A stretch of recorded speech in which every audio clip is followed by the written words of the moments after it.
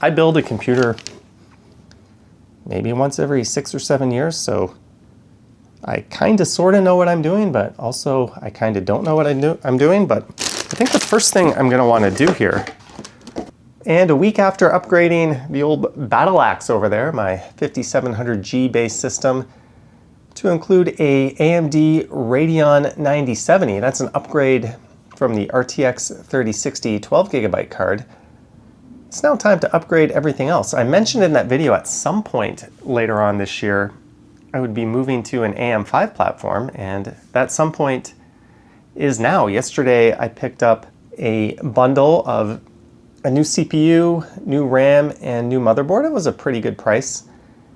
And the 9070 has been amazing once I took care of that PSU issue. I was running it off of a 600 watt bronze PSU, one that didn't even have 2 separate PCIe cables. It was kind of limiting the wattage and the performance, so I threw an 850 watt PSU into that system.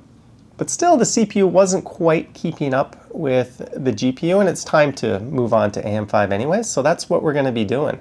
I've cloned my Windows drive, so I'll put that into this one. Hopefully I'm not going to have to do a format and reinstall everything. I really don't have time this weekend to get around to it. In fact, I only have about an hour and a half to get this first part of the project done with, so we better get going. And I hope I don't I hope I don't make too many mistakes recording this, because I'm not going to have much time to redo things. So what am I upgrading to? I've currently got a 5700G with 32 gigs of DDR4 RAM with a 9070. That was a 3060 before that, and I've got a whole bunch of storage options in there as well, running off a BM450 motherboard, so that's a micro ATX form factor. Well, we're going full ATX on this one. So I got this guy, well, it's actually in the other rig now. This will be moving over to this machine probably on Monday or Tuesday if all goes to plan. I've got a full plate of stuff this weekend, and I need to do some live streams, and I just want my computer to actually work and not be a big troubleshooting mess over the weekend. So we're going to get started on this, and I'll probably finish this off Monday or Tuesday. But this is arguably going to be the star of the new build or upgrade, whatever you want to call it. And yesterday I picked up a Ryzen 9700X. This is going to be the new CPU. If you're wondering why I didn't go for a 9800 X3D or the 9900 or 9950, it was really cost. I think this thing will do everything I need.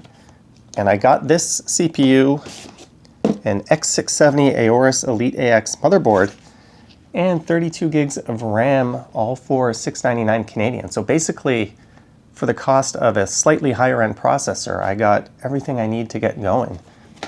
As for the cooler, since this processor doesn't come with one, I picked up a Peerless Assassin 120 SE. This is a very highly recommended kind of budget cooler online. It was only like 40 bucks Canadian. So I'm going to be using my old 600 watt bronze power supply on this build. It should be plenty for the CPU with the integrated graphics, but once I've verified that Windows is up and running and everything works, then I'll be moving over the 850 watt power supply and the Radeon into it. And once I'm all done, I'm basically gonna have an entire system left over, in which case I might put the 3060 in there, or since it's a 5700G, I might run it off the integrated graphics. I've also got a 2060 that's paired with a Ryzen 2700. That's my OBS streaming server. I use this mainly because it's got the NVENC encoder, which is more than enough to stream in 4K. And I've got this RX 570 8GB card, which I stupidly didn't sell during the pandemic when it was worth probably double what I paid for it. Now it's worth maybe a tenth of what I paid for it. I'll have to find a new home for this, I guess, or just do what I always do and just forget about it. And all this stuff needs a home, so I picked up the Montech, I think it's the Air 903 Max. This is my first full-size ATX case in a while. It's got 3 RGB fans up front. There is a fan controller, which is super nice. I can put 2 3.5-inch hard drives down here. I've got one in my current computer. That's one of the problems with the micro ATX build. There's not a whole lot of room for that stuff. I've got a 16 terabyte external drive that's currently plugged into that computer. I'm probably going to shuck it and take the drive out and throw it in there. There's tons of mounts for 2.5 drives. The motherboard has lots of NVMe storage options as well, so there should be no shortage of being able to fill this thing up with storage. And on the top, we've got a USB-C port, which is pretty awesome. I'm really looking forward to that. And on that note, where's my motherboard? One of the cool things about this motherboard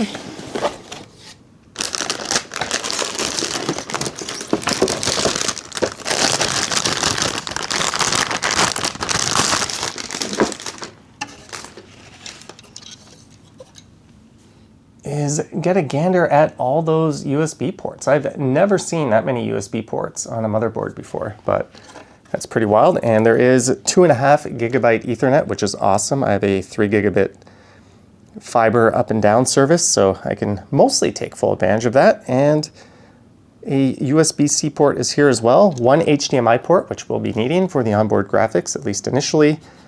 And there is Wi-Fi. I build a computer maybe once every 6 or 7 years, so I kind of sort of know what I'm doing, but also I kind of don't know what I'm doing. But I think the first thing I'm going to want to do here, I'm probably not going to film everything, but is just put this down and get the CPU mounted. So get some thermal paste on the CPU, as well as put the cooler on, because that is super duper annoying to do once it's in the case. And the other thing I absolutely hate doing, but I already have an early jump on, is wiring the front panel to the motherboard. This Gigabyte motherboard came with a little connector. I've already pre-wired it in there, that you basically wire everything into the connector and then pop that into the motherboard.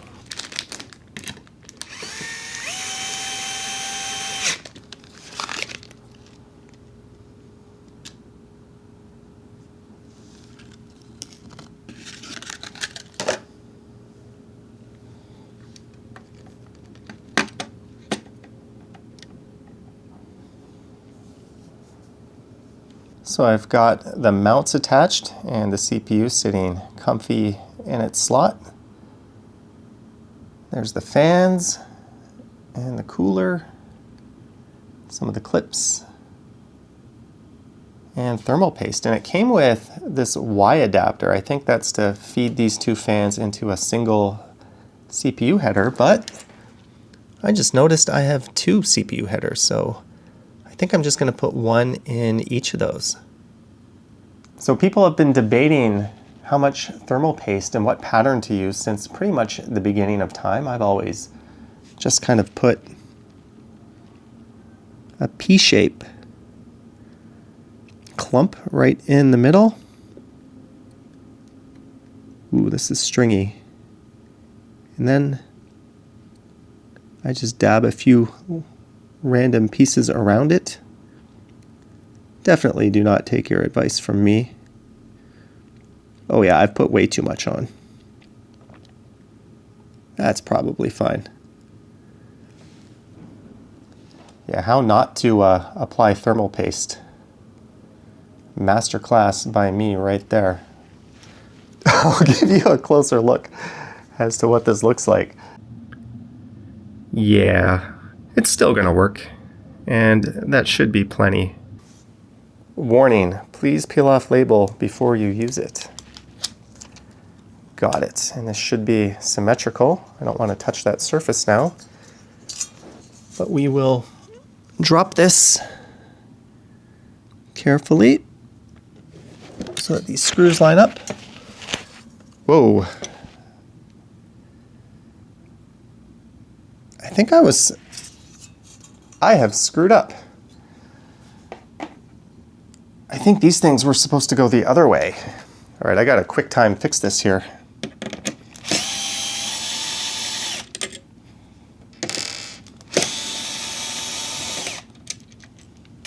I'm sure someone watching this already picked up on that mistake.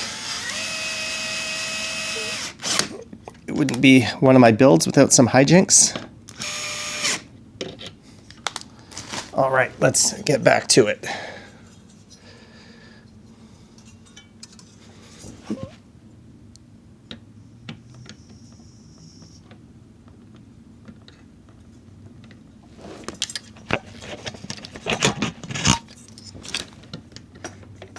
The screwdriver, it's almost no good.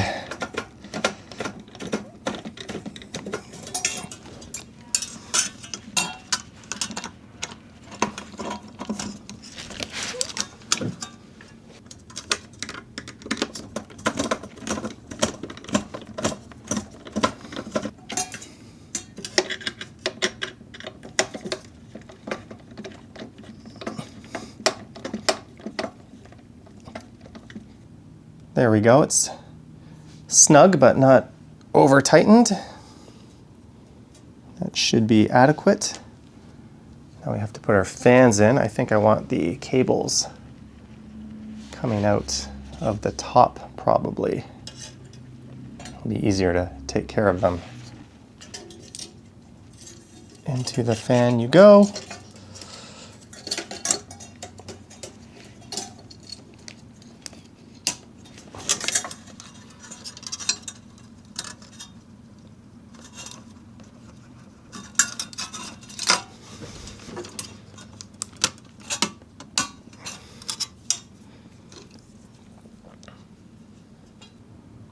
I'm just realizing this thing is going to be over top of my RAM. So I want to put my RAM in because I might need to raise this second fan a little bit. There we go, got the RAM installed. I think we're in the A2 and B2 slots. It is dual channel RAM, so I'm pretty sure this is how you're supposed to install it, but someone will be typing an angry message in the comments in all caps if this is wrong. Time to put this fan on. As mentioned, due to this rather tall RAM, I'm going to have to elevate this, which is annoying because if I ever want to change the RAM, I'm going to have to remove this fan here from the CPU cooler. I think that's pretty close. I think I could be a little bit lower on this side. And maybe in the name of symmetry, I will raise this one a little bit. We will sacrifice a tiny bit of cooling, but appease the OCD gods. It's a little bit taller on this side, but that's good enough. And I have to put this fan header in. And I even managed to do a little bit of cable managing. So that should work. All right, on to the next battle. I cloned my existing Windows installation. I think this is toolless. And it is on this NVMe drive. So this is just going to be a temporary install of this drive. It's in there. I just have to put this heat shield on. I think I have to peel this thing off. Yeah, I do. So I'll just put this on like so once I've peeled this thing off, and we're off to the races. Okay, I've got the power supply in. It's worth noting, this is woefully underpowered for the system I'm building, but it should be fine just running off the iGPU. There's a look at the fan controller. So the power for the case fans goes into there, and there's the RGB. And I can control the RGB either through this button on the top, which connects to the front panel here, or there is this guy, which should plug in to the motherboard, and it'll take SATA power off of this, and that'll plug into a system fan header. So pretty straightforward stuff. USB-C, USB 3, HD audio, and there's this thing that already has the headers plugged into it, which I did last night when I opened this up. Ta-da! And I think I'm speaking on behalf of all of humanity, or at least anyone who's ever built a computer, when I say thank goodness for magnetic screwdrivers. Otherwise, guiding some of those screws into the motherboard would have been nearly impossible. I'm really going to focus on cable management at the moment, but I'm going to go ahead and wire everything up. And then once I've done that, I'm going to try to flash the BIOS. I think all I need to do is put this in here. I've already formatted this to FAT32. It was a 64 gig SD card, so I had to delete the main partition and make a new one. Put the BIOS file onto it. This is Rev 1.3. And then this should fit into there. And I think you just hold this Q flash button down. You've powered it on for about 10 seconds, and then a bunch of lights will start blinking. And it'll stop blinking when it's done, and that'll spare you having to put an old CPU in it to update the BIOS in case your current CPU is not supported. That's something I had to do with my B450 board. When I upgraded to the Ryzen 5700G, it wasn't supported. And I found that out the hard way, so I had to swap CPUs, but that won't be the case here. But let's go ahead and get everything plugged into where it goes. And again, I'll worry about the cable management and cleanup afterwards. I just want to make sure that everything's working. I've got it all wired up. My power supply only has one CPU connector, but I'm 99% sure you can get by on just one, especially with how low power this thing's going to be. Got the motherboard wired up, USB-C, the top panel connectors, USB 3, the case fan controller, the RGB, and the speaker. And I think some more NVMe drives hide behind that plate there. So all that's left is to load up the new BIOS, and then hopefully it'll post. And once I get it to post and load Windows up, I think that's going to be all she wrote until I do a little more testing on it. And then probably on Monday or Tuesday, if all goes to plan, I'll move the good graphics card over into it, the 9070, and the 850 watt modular PSU. But let's go find out if I can update the BIOS or if I did something horribly wrong, which I probably did. I've just plugged it into the wall. I have no idea if this is going to work or not, but I'm going to put the BIOS update into the USB port there.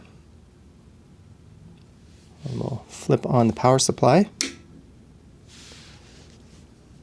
And I think we need to hold this button down for about 10 seconds. There goes the fan. And there's a light blinking in there. That's a good sign, I guess. The three front case fans are spinning. The rear fan is spinning. What if I hit the LED button? Oh yeah.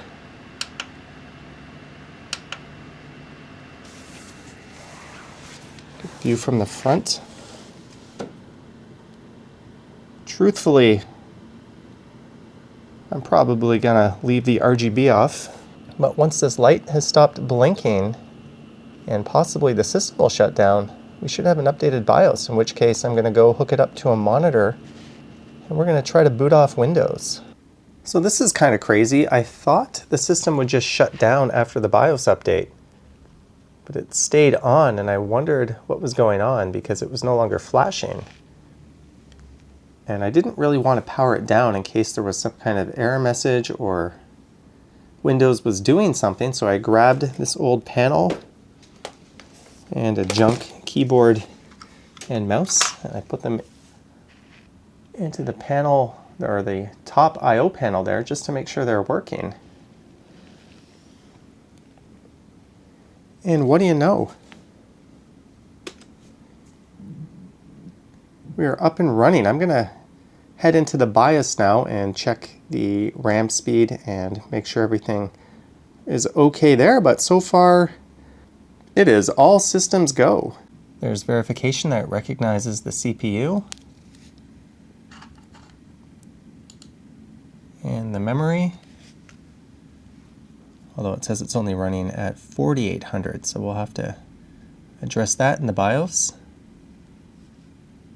But Windows opened up without a hassle, and I guess it really helped that my dedicated graphics card is a Radeon, and this uses Radeon integrated graphics, because there wasn't even an error message or anything. We're just straight into Windows, which is awesome. I'll stability test it, and if there's any odd or loopy behavior that reinstalling any of the software or programs won't fix, we'll have to do a fresh install. Or if I'm benchmarking it and I'm finding it not to be as fast as it's supposed to be, but so far, so good. This is pretty awesome.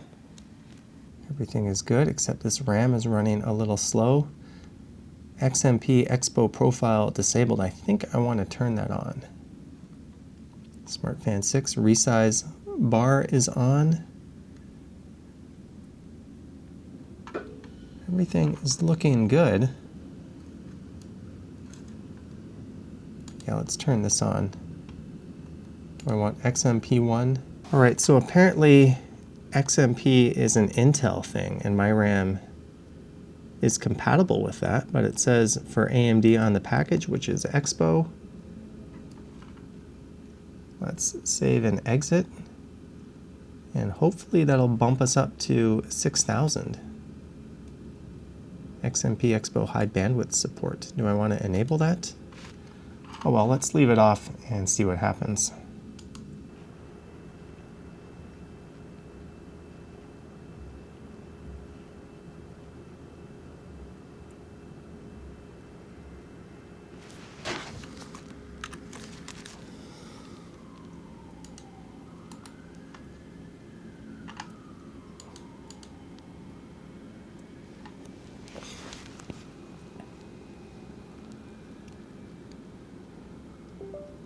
We are back in, and the RAM is running at 6000. Well, I think that's about it for now. I'll come back and update you the status of this build/upgrade in a few days. I might even jump the gun. I'll do some more testing to make sure that all is well with Windows. I think what I'll do is I'll clone this hard drive again from the other Windows, just so I have a good working backup from my main computer. Then I'll move that hard drive into this one. But anyways, I'll be back. Mission accomplished. It's a rare day when I don't fuck up, at least not too badly, building a computer. So pat on the back is well deserved. Flash forward a day and it is finished. At least for now it is. I had a few hours of time this afternoon. So I finished gutting the old one. My good 2 terabyte fast SanDisk NVMe drive is gone. The SSD storage drive is gone. The 3.5-inch storage drive is gone. And the GPU is gone. And I stole the 850 watt power supply from it, so I'm going to put the old 600 watt power supply back into this, and I'll put the old NVMe drive back into it, and I'll do a fresh install of Windows. And since this is a 5700G, I won't need a GPU. I'm not sure if I'll put the 3060 in there or the RX 570. I'll come up with a plan for this computer, but I'm definitely going to have to give it a good dusting. But over here we've got the RX 970. Let's spin it around. There's just a storage drive, and I did future me a solid I mounted the 3.5-inch drive in the top bracket because it'll be a lot easier to slide a second one in the bottom. Like I said, I've got a 16 gig external drive that I'm going to shuck and put in there. But yeah, we are good to go. I already booted it up before I added the hard drives, and I updated all the motherboard, chipset, drivers, the audio, the Bluetooth and Wi-Fi, which I don't really use on this. Reinstalled AMD Adrenalin. And Windows seems to be stable and running fine. So I guess the last piece of the puzzle is just to make sure my external, or not my external, my added storage is working. Then I can start loading it up with more storage. And I guess I have a million USB things to plug into it and make sure that's all working, like my microphone, get the speakers working and all that. I didn't really check that stuff.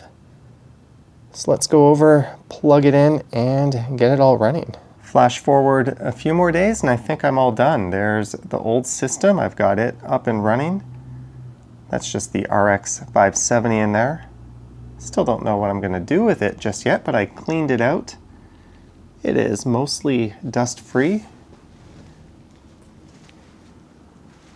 And it's still a bit of a mess over here, but I've had it running for most of the weekend rather perfectly, I must say. I did have one issue where I had to change the RAM to XMP from Expo. It was hanging on reboots, but that's apparently quite common with AM5, but it's running perfectly now. I just turned on the RGB for the hell of it. Everything's working perfectly. I just added this today. That's an SD card reader with some fast USB ports, and it works rather well, as it's always been annoying to take out my SD cards and plug them into the desktop itself, so that's handy. And speaking of fast, having 2.5 gigabyte Ethernet is certainly really nice. I have a 3 gigabyte fiber service, so I can take advantage of it for the most part now. But everything is running perfectly. I've benchmarked it, I've done stress tests, I'm getting pretty much the exact speeds I should be getting. Got my main monitor here running at 180 Hertz. So what I'm going to do is I'm going to edit this video on this machine right now. I've already edited a bunch of videos. I've done a few live streams from it, so everything is working perfectly. I'm almost surprised I didn't fuck it up. Oh, I still have this bird's nest of a cable situation to clean up, but the main thing was getting the computer up and running. And I did lift it off the floor a few inches with this little platform I got, since the last computer was sitting directly on the carpet. And I know there's definitely going to be people criticizing me for keeping my Windows installation. But if it ain't broke, don't fix it.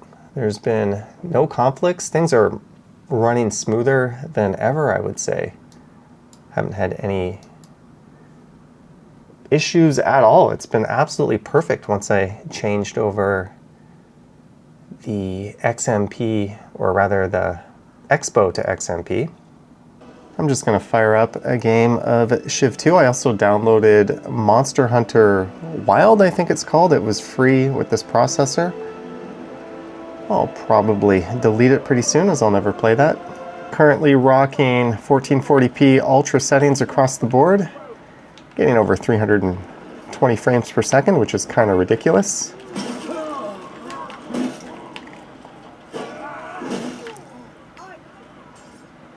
This is 40 versus 40.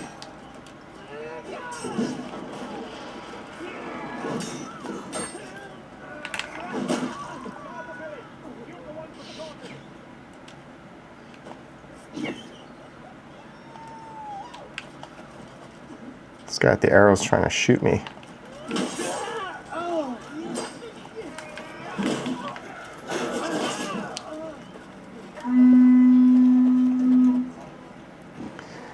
And like that, we are done. Hope you enjoyed it. I look forward to reading your thoughts and comments about this build/upgrade down below. I'm just pleasantly surprised I didn't fuck it up. I think next week I am going to shuck that 16 gigabit external drive there and mount it underneath that 4 terabyte drive. And that'll be it for a while. But if you want to see what I normally do on YouTube, you can head over to my main channel, Johnny Strides. But other than that, leave your comments down below. Thanks for watching, and I will catch you in the next one. Yoink. Don't get killed, you idiot.